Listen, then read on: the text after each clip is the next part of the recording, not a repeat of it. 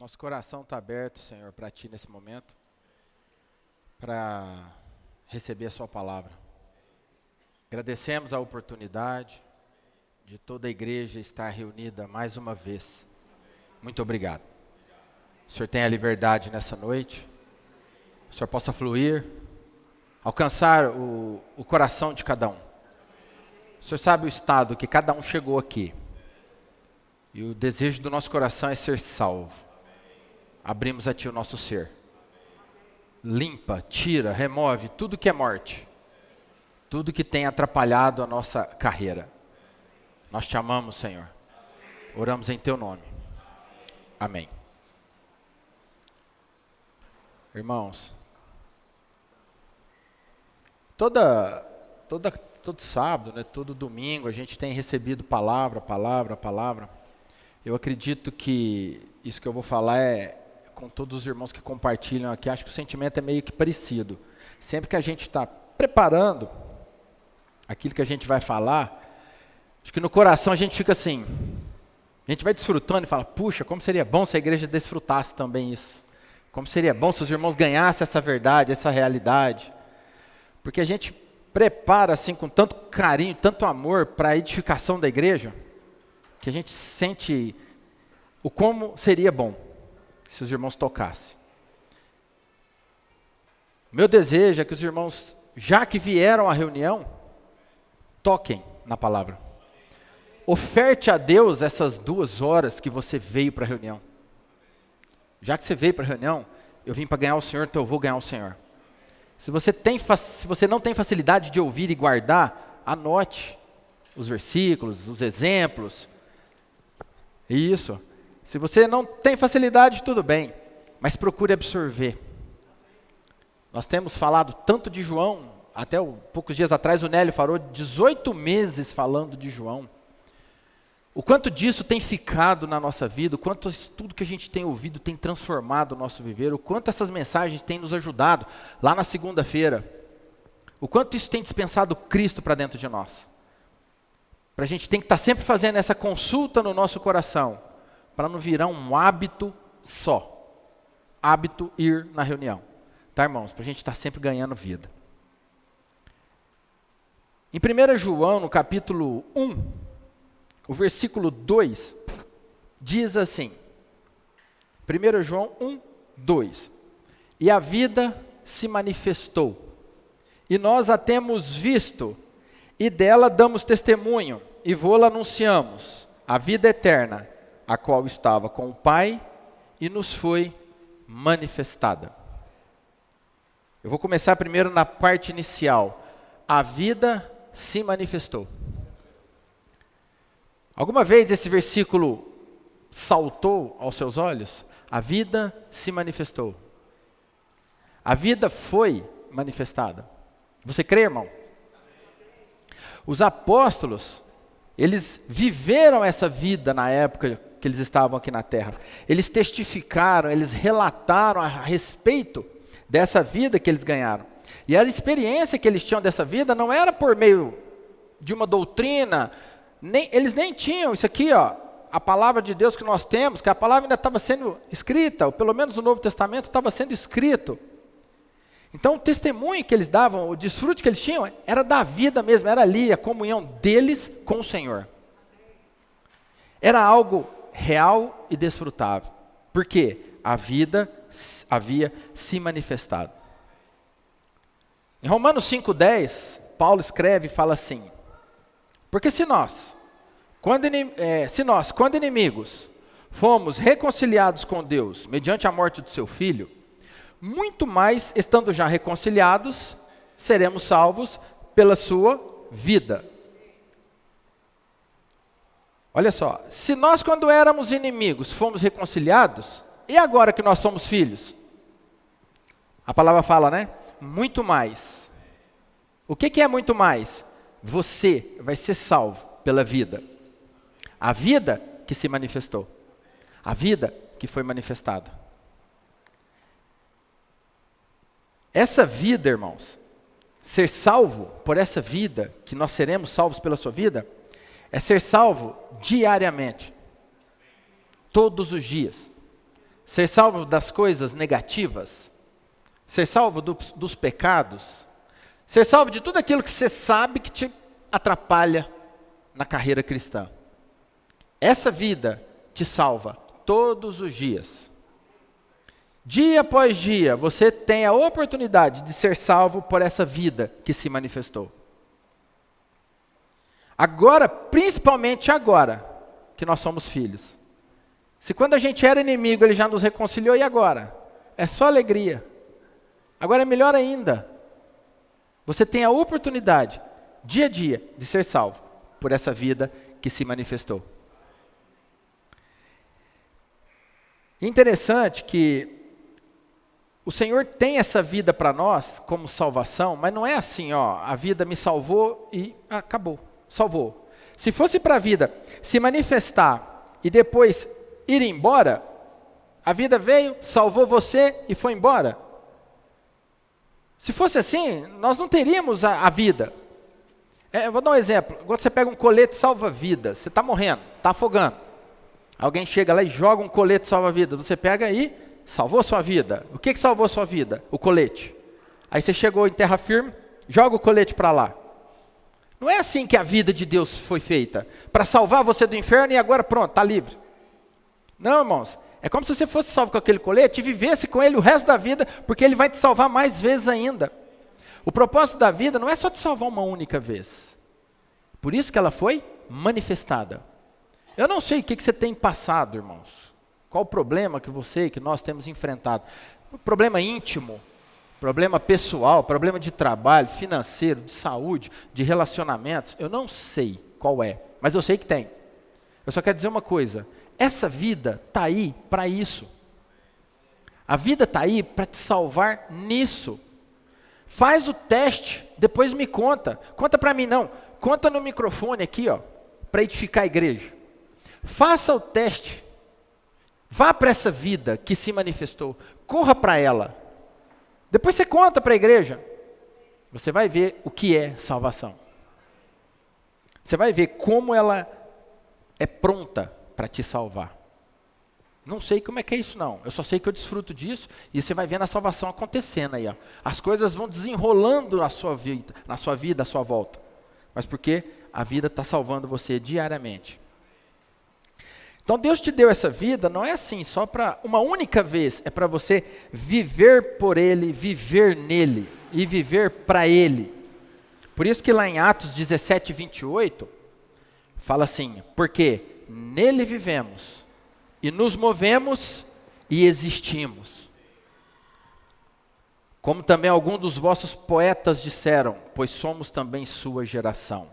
O início do versículo, porque nele vivemos, nos movemos e existimos. Olha só, porque nele vivemos, nos movemos e existimos. Isso é em Cristo, isso é na vida que foi manifestada. Você vive nessa vida, você se move nessa vida e você existe nessa vida, que é a pessoa do Senhor. Toda a vida que Ele te deu é para que você viva nele. Por quê? Ele quer ter com você um relacionamento. O Senhor quer se relacionar com você. Foi por isso que Ele te deu a vida. Não foi só para te salvar uma vez. É para viver diariamente te salvando. Tá? Aí você vai lá em Romanos 5,17. Paulo ainda prossegue dizendo, ele fala, se pela ofensa de um e por meio de um só reinou a morte, muito mais os que recebem a abundância da graça e o dom da justiça reinarão em vida, por meio de um só, a saber, Jesus Cristo. Os que recebem a abundância da graça e o dom da justiça reinarão em vida. Você crê nisso, irmão? É possível você reinar em vida hoje, tá? Nós queremos todos reinar no reino, eu também quero. Eu creio que todos nós queremos entrar na manifestação do reino, mas é possível você desfrutar isso agora. A plenitude vai ser lá, mas agora você já pode desfrutar essa realidade de reinar em vida. Foi por isso que essa vida se manifestou, para que você pudesse reinar em vida.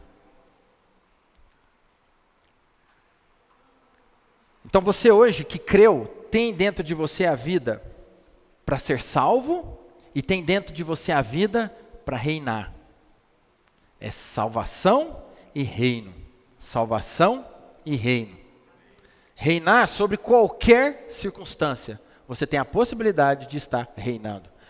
Qualquer situação de morte, qualquer situação adversa, você tem a oportunidade de estar reinando. Principalmente, você pode reinar, principalmente, sobre o seu, temperamento.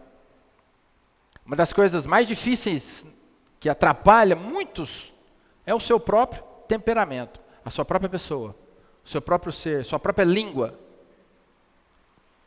Atrapalha a si próprio no seu viver. Você já passou raiva, já entrou em situações causadas por você mesmo?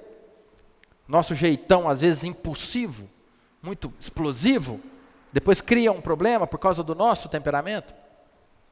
Você pode reinar sobre isso. Quando a vida, quando ela está reinando, implica no nosso viver diário em não ficar agressivo, não ficar bravo, não ficar irado por qualquer motivo, implica em não pecar, implica em não cobiçar, implica em não gastar mais do que precisa.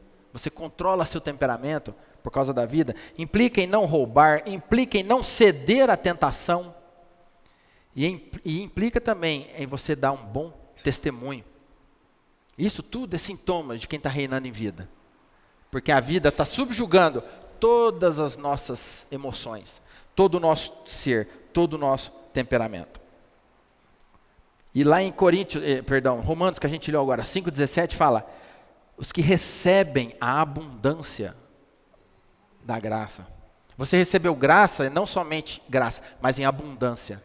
Irmão, se isso não for real para mim, se eu não desfrutar disso, é uma bela história só. É só uma palavra. Isso tem que ser real, eu tenho que fazer questão disso na hora que eu estiver ali, eu e Deus na oração. Na hora que você estiver em angústia, você tem que orar e jogar isso aqui na cara de Deus, com todo respeito. Senhor, cadê a abundância da graça, Senhor? Eu quero. Joga isso na sua oração, fale isso para Deus. Você vai desfrutar de uma abundante graça que você vai ser salvo daquele momento. E você vai crescer mais um degrau na fé. Recebe a abundância da graça para que possa reinar em vida. Então vem a primeira pergunta: você recebeu a abundância da graça? Recebeu a abundância da graça? Sim. Agora vem a segunda: mas está reinando em vida? Nós recebemos graça em abundância, mas nós estamos reinando em vida? Às vezes, na experiência, a gente tem até vergonha de falar, né? André, devia estar, mas não estou. Eu tenho tudo para reinar, mas não estou. Na minha experiência, eu estou numa ansiedade lascada. Eu estou num pânico, num desespero, ansioso ao extremo. Mas nós recebemos a abundância dessa graça. E por que às vezes na experiência, irmãos, a gente não consegue viver? Falta o crer, falta o exercício da fé, falta buscar o Senhor com mais coração. O Senhor permite circunstâncias na nossa experiência para que a nossa intimidade com Ele se estreite e cada um passa por sua situação. Muitos de nós não conseguimos dominar o nosso ser, nosso temperamento, por não viver uma vida de reino, por não reinar por meio dessa vida. Aí não domina nem a si próprio, nem a sua língua consegue dominar. Mas é possível por causa do fato que nós temos a vida, pelo fato de ter a vida. E muitas vezes as pessoas falam assim: então tá bom, agora a partir de agora eu vou dominar o meu temperamento, eu vou cuidar, vou vigiar para não fazer bobagem. Também não vai adiantar não. Não vai dar certo não. Vai durar 1 dia, 2 dias, talvez se você for muito bom dura uma semana. O que tem que acontecer aqui, irmãos, é desfrutar da vida. O resto ela faz. Não fique tomando decisão: a partir de hoje eu não vou mentir, a partir de hoje eu não vou mais ficar nervoso, a partir de agora eu não... Você vai se frustrar e Satanás vai cirandar na sua mente. Então faça o seguinte: desfrute. Desfrute da palavra, desfrute da vida que você já tem. Desfruta dessa vida.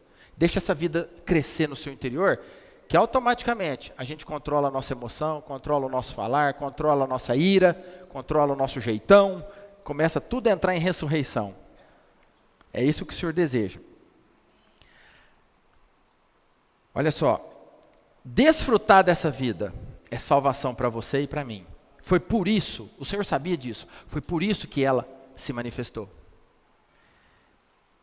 Que a gente pode fazer? Nós temos dois meios, duas práticas saudáveis. Primeiro, oração. Segundo, ler a palavra de Deus. Nós precisamos aprender a ter um momento com o Senhor em oração. Oferte a Deus 10 minutos do seu dia para orar. A hora você que escolhe. Mas oferte pelo menos 10 minutos para orar. Faça o teste. Depois você vem aqui e conta para nós. Mas oferte. É uma oferta que você vai dar a Deus. Não ore lavando louça, não.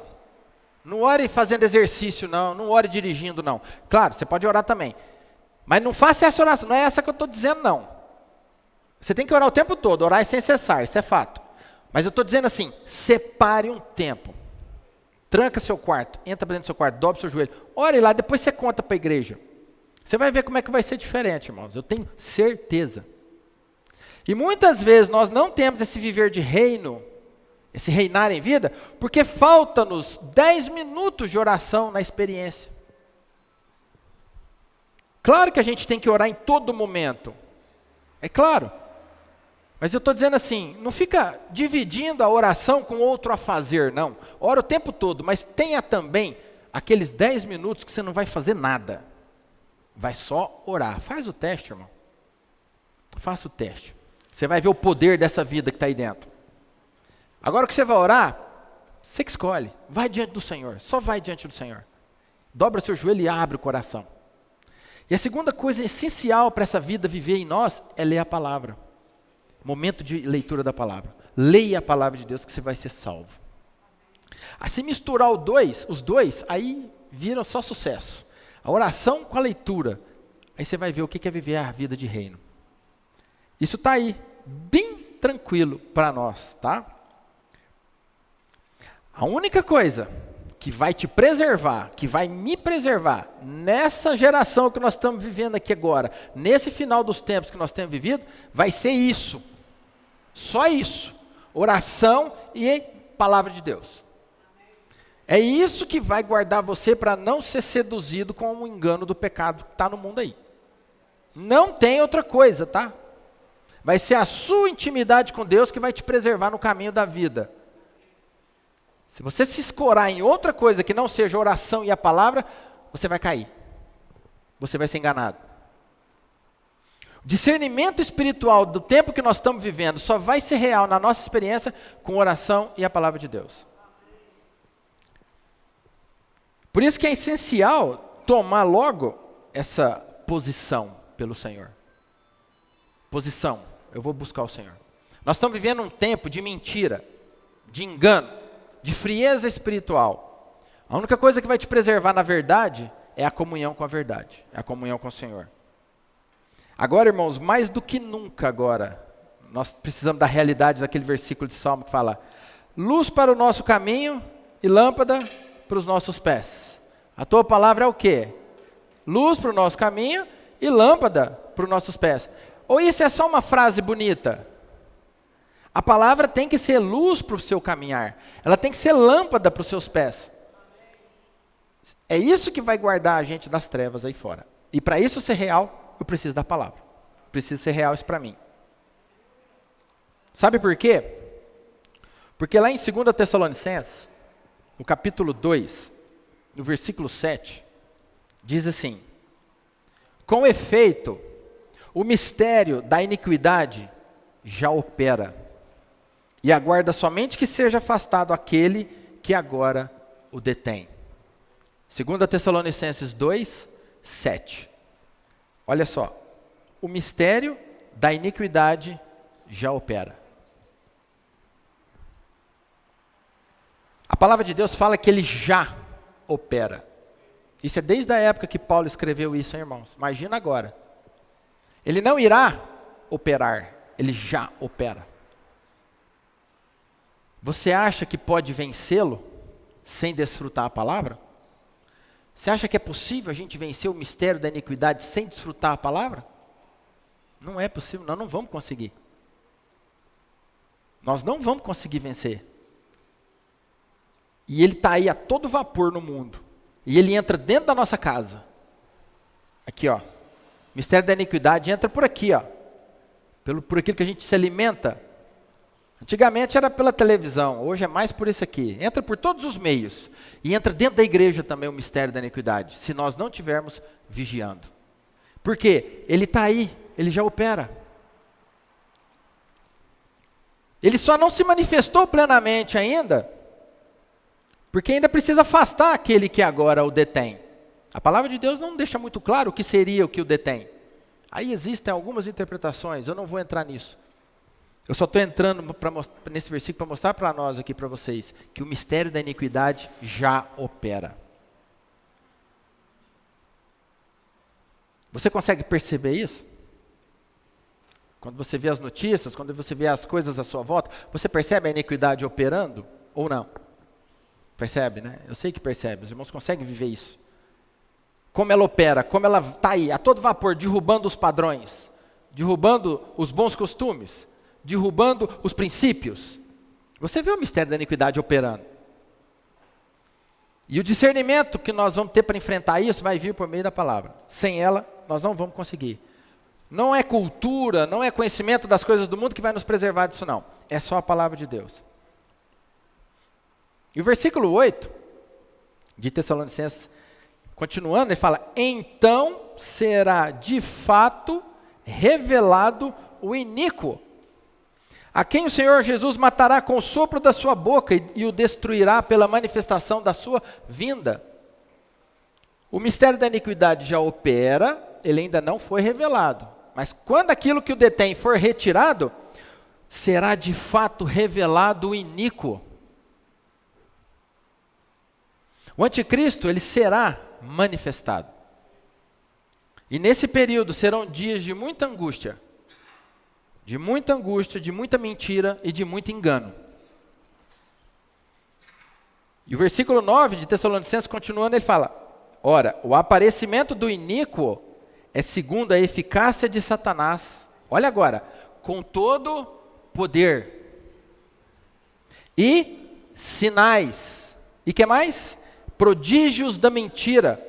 Irmãos, quem pode suportar uma coisa dessa? Quem que aguenta isso?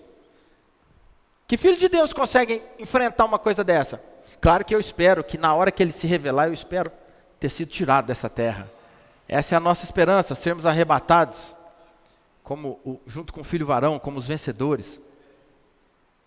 Mas ele vai se revelar. E quem que vai suportar isso aqui? Vou dar um exemplo pequenininho, mas foi um treinamento para você entender isso aqui. Lembra da pandemia, 4, 5 anos atrás, recente, que nós vivemos em toda a terra? Vocês viram quantas mentiras? Viram quantas mentiras? A gente nem sabia no que acreditar. Faz bem, faz mal, deve tomar, não deve fazer, não deve, isso é bom, isso é ruim ou não? Nós não sabíamos o que era certo. Quando você vive uma situação dessa, é difícil você ter, sabe o quê? Convicção. Foi difícil ter convicção naquele período. Todo mundo falava um monte de coisa. Até a ciência ficou batendo cabeça. Ficou politizando um assunto de saúde. E a coisa, isso no mundo todo. Você já viu que você fica ali igual uma bolinha de ping-pong? Você não sabe. O que é certo, o que não é? O engano, a mentira, te deixa na dúvida. E você não sabe mais o que é verdade e o que não é. Em outras palavras, você perde a referência. Você é levado de um lado para o outro. E nessa hora precisa de alguém com clareza, com discernimento. Muitos naquele período de pandemia, pensando estar fazendo certo, acabaram fazendo errado. Uma situação de muito engano e muita mentira gera falta de direção, gera falta de referência, falta de comando, desnorteia, perde o rumo. A gente só vai vivendo. Isso gera confusão e gera o caos. Em pequena escala nós vivemos isso. Em pequena escala. Agora você imagina quando surgiu um homem desse, com todo o poder e sinais e prodígio da mentira. O que vai ser? Você pega essa historinha essa história da pandemia e multiplica ela aí por 1000%, 2000% de intensidade que vai acontecer por essa terra.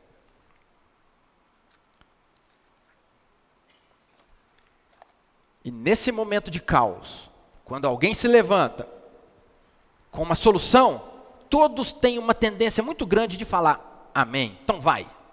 Porque não tem referência, qualquer referência que surge, vai lá, você, pode ir. E é o que vai acontecer. Por isso que em Marcos 13, eu queria ler esse versículo na Almeida Corrigida Fiel, versão Almeida Corrigida Fiel. Marcos capítulo 13, versículo 19, diz assim: porque naqueles dias haverá uma aflição tal, qual nunca houve, desde o princípio da criação que Deus criou, até agora, nem jamais haverá. Olha só como a palavra registra. Naqueles dias haverá uma aflição tal. Por muito menos nós vivemos uma aflição poucos anos atrás. Medo da morte. As pessoas tinham medo, literalmente, de morrer. Agora você imagina isso aqui fala, a palavra fala, nunca houve desde o princípio e nem jamais haverá. Está preparado esse período só para esse período de grande tribulação. Uma aflição tal. A palavra fala que se não tivesse sido abreviado, não ia salvar ninguém, nem os escolhidos. Voltando lá em Tessalonicenses 2, versículo 10, 2 Tessalonicenses 2, 10, ainda naquela sequência de raciocínio, esse iníquo que vai surgir, diz assim, e com todo o engano de injustiça aos que perecem. Por quê? Não acolheram o amor da verdade para serem salvos. Olha aqui, todo engano da justiça, todo engano, pega todo engano. Aos que perecem, porque não acolheram o amor da verdade. Quem não acolher, irmãos, hoje, essa verdade, para ser salvo, além de ser enganado, vai perecer lá na frente. Tá? Versículo 11 dessa porção de Tessalonicenses diz, é por esse motivo, pois, porque eles não acolheram, é por esse motivo, pois, que Deus lhes manda a operação do erro, para darem crédito à mentira. É forte esse versículo, né? Deus é que manda a operação do erro. Por quê? Não acolheram a verdade. Percebe o que vai virar essa terra? E hoje nós temos toda a oportunidade, pelo fato da vida ter se manifestado, nós temos toda a oportunidade de correr para essa vida e crescer em vida. Porque nós seremos, para sermos guardados de tudo isso aqui que ainda vai acontecer. E eu creio que isso não está muito longe, não. Essa operação do erro será mandada por Deus àqueles que não querem, àqueles que não tomam posição pela verdade, por amar a verdade. Aqui mostra o seguinte, que não existe neutralidade. Não tem meio termo aqui, irmãos. Ou nós somos pela verdade, ou nós não somos pela verdade. Ou nós somos absolutos com o Senhor, ou nós somos mornos. Ou a gente está aí numa situação que o Senhor está quase para vomitar da boca. Tem uma história muito conhecida, vou repetir ela aqui, às vezes você já ouviu bastante, é uma parábola, conhecida como parábola da indecisão. Havia um grande muro que dividia dois lados. De um lado estava Deus, os seus anjos, todos os seus filhos, no paraíso, num lugar muito lindo, muito bom. E do outro lado desse muro estava Satanás, os seus anjos, os demônios e todos aqueles que tinham vivido com Satanás, entregue a sua vida, perdido a sua vida. E havia um jovem que havia sido criado nos princípios de Deus, no conhecimento da palavra de Deus, desde criança, sempre guardado ali na presença de Deus. Mas esse jovem um dia resolveu desfrutar um pouco do mundo. Ele falou assim, será que é bom? Deixa eu ver como é que é. Aí ele subiu em cima do muro. E ficou olhando do outro lado, e ficou ali, decidindo se ele vai, naquela indecisão, entre ficar com o lado do Senhor ou ir para o lado do mundo, do Satanás. Ficou ali naquela indecisão. E aí, ele percebeu que quando ele estava lá em cima, os que estavam do lado de Deus, do lado do Senhor, ficavam assim para ele, desce, desce, desce, vem para cá, desce, desce, desce, desce, o tempo todo chamando ele. E ele olhava do lado de Satanás, ninguém falava nada para ele, num silêncio total. Aí aquilo intrigou a cabeça dele, ele chegou para Satanás e perguntou assim, por que do lado de Deus aqui está todo mundo mandando eu descer, e do seu lado aqui ninguém fala para eu descer? A resposta do diabo foi essa, é porque o muro é meu. Já está na posição que eu quero. Ou seja, a indecisão, essa vida morna, essa vida sem posicionamento firme por Deus, nos deixa mais na mão do inimigo do que com o Senhor. Por isso que o crente precisa ter posição. Igualzinho quando Moisés desceu do monte, viu o povo entregue à solta, depois fez o seguinte, quem for comigo vem de cá. E quem foi? Os levitas. Tomaram posição. Por isso que o Senhor fala em Apocalipse, você não é quente nem morno, eu estou a ponto de vomitar da minha boca. O morno é aquele que não decide. Se ele é quente, se ele é frio, se ele é preto, se ele é branco, ele é cinza. Na experiência do crente, irmão, isso não pode ter. Na nossa experiência não podemos ser assim. A vida se manifestou. Nós temos que correr para essa vida. Ela se manifestou não para eu ficar na dúvida se eu a desfruto ou não, para eu correr para a vida, para eu desfrutar essa vida. Voltando lá em Tessalonicenses 2, versículo 12, aquelas porções que eu estava lendo, versículo 12 fala assim, a fim de serem julgados todos quantos não deram crédito à verdade, antes, pelo contrário, deleitaram-se com a injustiça.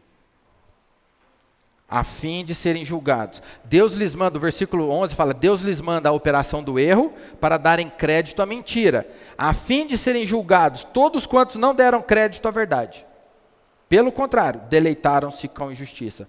Aí talvez você escute eu lendo essas porções aqui e fala assim, André, isso aqui não é para mim não. Isso é para ímpio, é para os que perecem. Tá, pode até ser, de fato. Mas vamos pegar emprestado. E vamos trazer esse princípio para nós. Olha só. Não deram crédito à verdade. Talvez, na nossa experiência, a gente diz assim, não, eu não dou crédito para mentira. Né, irmãos? Não, mentira não. Eu não dou crédito para mentira. Mas será que na nossa experiência nós damos crédito à verdade? É a questão de ser absoluto? O erro dessas pessoas aqui foi de não acolher a verdade. E muitas vezes nós incorremos no mesmo erro de ouvir verdades e mais verdades, sábados e mais sábados, domingos e mais domingos, e não produzir nada na nossa vida. A gente continua do mesmo tamanho espiritual, do mesmo jeito. Que o Senhor nos guarde disso. Que o Senhor nos livre desse perigo, dessa situação. Pense nisso. Dê crédito à verdade. Tá? Nós precisamos dar crédito àquilo que o Senhor tem falado para nós. E lembre-se que não tem como ficar neutro, nós temos que ter uma posição. Aos jovens que estão aqui, na escola, na faculdade, precisa ter posição. No trabalho, os irmãos precisam ter posição. Não fica com vergonha, não fica não, posicione-se pelo Senhor. Você é crente? Sou cristão, sou sim. Porque hoje tem feito uma chacota para ficar com timidez. tem ridicularizado tanto o cristão para que muitos fiquem tímidos. Não, não fique tímido não. Se posicione pelo Senhor, tá? Com ousadia, crendo e descansando. A nossa posição é Cristo, pronto. Fixe nele, nós estamos sentados nas regiões celestes com o Senhor. 1 Timóteo capítulo 4, versículo 1, diz assim, 1 Timóteo 4, 1. Ora, o Espírito afirma expressamente que nos últimos tempos alguns apostatarão da fé, por obedecerem a espíritos enganadores e a ensinos de demônios. Eu acho interessante que a palavra de Deus registra, o Espírito afirma expressamente. Ou seja, está gritando para nós ouvirmos. E o que ele está afirmando? Que nos últimos tempos, alguns apostatarão da fé. Quando fala afirma expressamente, isso é algo, a palavra quer dizer o seguinte, é algo que foi comunicado de maneira explícita, audível, de fácil entendimento, porque Deus quer que você entenda. O Senhor quer falar com você, para que você entenda. O Senhor quer te fazer ver, quer te fazer saber, quer te fazer entender. Que nos últimos tempos, alguns vão se apostatar da fé. Apostatar, irmãos, já falamos muitas vezes essa palavra aqui, significa afastar-se, ficar à distância, evitar, tornar-se infiel. É uma palavra que denota, ela é muito utilizada para descrever a ação de afastar de um ensinamento correto. É uma atitude que a pessoa tem, deliberada, de simplesmente se afastar. Ela olha e fala, não quero mais. E ela resolve afastar. Essa palavra está associada à ideia de abandonar a fé. Desviar-se do caminho de Deus. Simplesmente, larga-se para lá, não quero mais não. E aqui diz, alguns apostatarão da fé. Alguns irão se afastar da fé. Alguns abandonarão a fé. Se abandonarão a fé, porque provavelmente estava ali junto com a gente, né? Provavelmente estava sentado comigo na reunião, cantando junto comigo, talvez visitando os irmãos junto comigo, mas eu não sei por que afastou. Se bem que a palavra fala, né? Por darem ouvidos. Por que se afastou? Por obedecerem a espíritos enganadores e a ensinos de demônios. E é interessante que quando você ouve isso aqui, espíritos enganadores, ensino de demônios, você fala assim, tá doido, eu não vou dar bola para você não, vai vir um cara falando que nós temos que adorar a Lúcifer. Você está doido? Você acha que eu vou adorar a Lúcifer? Não, não vai vir assim não, irmãos. Não vem assim não, Satanás é muito sábio. Tá? É muito sábio. Virá com requinte de sofisticação, virá com ares de espiritualidade, porém é ensino de demônio. Quem vai ter discernimento disso? Somente aquele que desfruta a vida e a palavra. Se não for o crente que desfruta a vida e a palavra, irmãos, eu vou ser enganado. Porque vai ser difícil enfrentar isso aqui, confrontar isso aqui. Se nós não tivermos padrão, depósito, é difícil confrontar se o que está sendo dito está errado ou certo. Se o que está sendo dito vem de Deus ou não vem. Mas se tem depósito, rapidinho, você vai ouvindo e já vai discernindo. É uma salvação para nós. Daí a necessidade de correr para a palavra de Deus. Em 2 Timóteo, capítulo 4, interessante que nós vamos chegando numa época cada vez mais difícil, que essa porção que eu vou ler agora mostra que alguns não vão suportar mais a sã doutrina. 2 Timóteo 4, versículo 1 diz, conjuro-te perante Deus e Cristo Jesus, que há de julgar vivos e mortos, pela sua manifestação e pelo seu reino. Prega a palavra, insta, quer seja oportuno, quer não. Corrige, repreende, exorta com toda a longanimidade e doutrina. Pois haverá tempo em que não suportarão a sã doutrina. Aí vem a palavra assim, ó, pelo contrário, cercar-se-ão de mestres segundo as suas próprias cobiças, segundo aquilo que ele quer ouvir, como que sentindo coceira nos ouvidos. E isso tem muito no meio do povo de Deus hoje. Tem igreja a gosto do freguês aí, não tem? Tem igreja a gosto do freguês aí hoje. Aí eu não gosto daquele tipo de falar, não. Eu vou ouvir um falar mais doce, mais macio. Ah, aquele ali é muito duro, aquele ali é mais suave. Aí as pessoas ficam escolhendo. Nós temos que escolher a palavra de Deus. Qualquer irmão de Deus que vier compartilhar comigo, amém. Somos um. Eu vou ouvir a palavra. Ele tem palavra, ele vai me dispensar a palavra, eu vou ouvir a palavra, amém. Eu tendo discernimento, a gente é um. Até o momento que você vê que aquilo não é uma palavra saudável. O problema é que às vezes falta esse discernimento. E aqui diz, irmãos, para pregar a palavra, sendo oportuno ou não, prega, insta. Porque a única coisa que corrige, que repreende e exorta de forma correta é a palavra de Deus. E isso é salvação para aquele que estiver recebendo na hora. Por isso que a palavra de Deus ela é perseguida o tempo todo aí no mundo, para que ela seja cada vez mais jogada para o lado. E aqui, ó, não suportarão a sã doutrina. Hoje, muitos não suportam a palavra de Deus.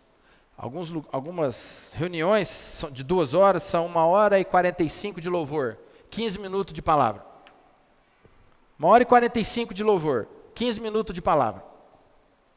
E às vezes a palavra também não produz uma transformação. Não ache ruim, às vezes, as nossas reuniões passar um pouco horário. Fala, nossa, muito falando.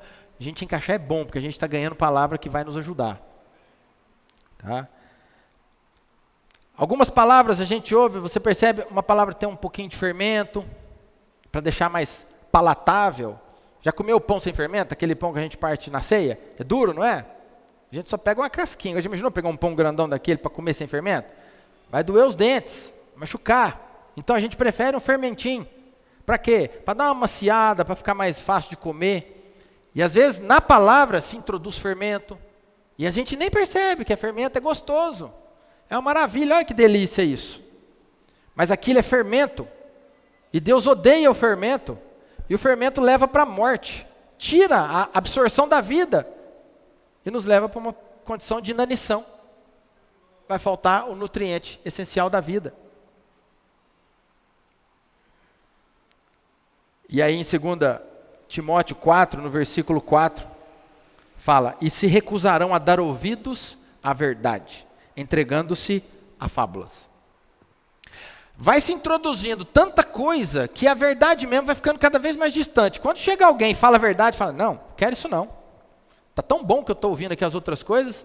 A verdade, irmãos, ela é o cerne do que é falado, é o principal de tudo. Se introduz tanto fermento na frente, a verdade vai só ficando para trás. Quando alguém vem e fala a verdade, recusa a verdade. Não quero, a verdade me expõe. A verdade me incomoda, a verdade vai me fazer mudar de vida. A verdade vai me obrigar a tomar uma posição, a verdade vai me expor. Então eu não quero a verdade. Isso aqui está tudo escrito, ó, se recusarão a dar ouvidos à verdade, entregando-se a fábulas. Vamos, conta uma historinha aí que é mais gostoso, é mais legal. Você faz uma historinha bonitinha aí para mim. Eu prefiro, é mais legal ouvir isso.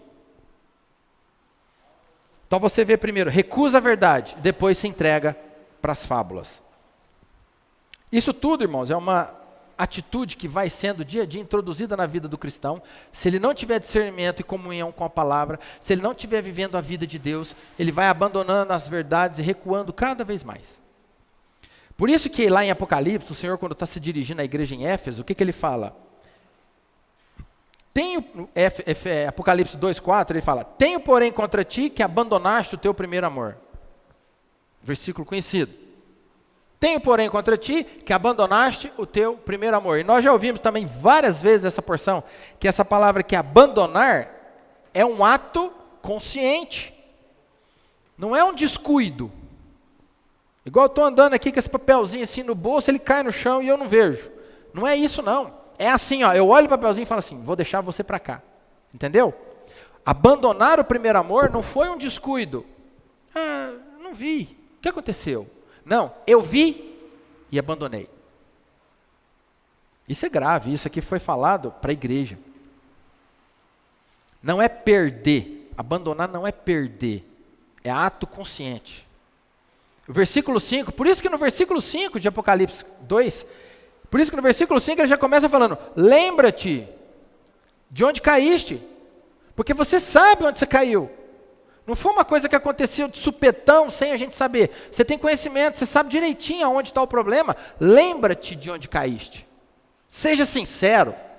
O Senhor está falando assim, dobra seu joelho, vem para a luz, você vai ver o que você fez.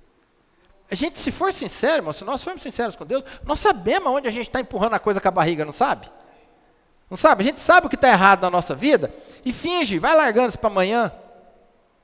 Nós somos desse jeito. Se nós não tivermos uma reação diante da luz de Deus, nós vamos convivendo com o pecado numa boa. Sabendo que está errado o tempo todo. Sabendo que aquilo vai me atrapalhar, sabendo que vai atrapalhar a minha oração, sabendo que vai atrapalhar a minha comunhão, mas mesmo assim, a gente tolera. Aí o Senhor fala, lembra-te, pois, de onde caíste. Lembrou? Então, arrepende-te. Arrependeu? Agora volta. Volta. Arrepende-te e volta. Essa é a palavra que Deus tem para nós hoje.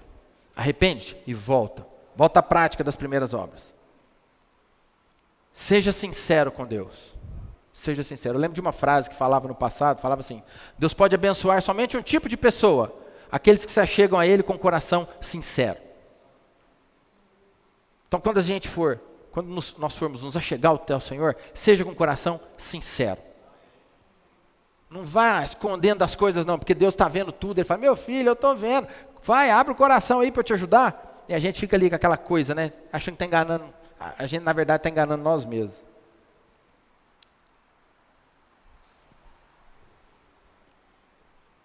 Segunda Timóteo capítulo 3. Versículo 1.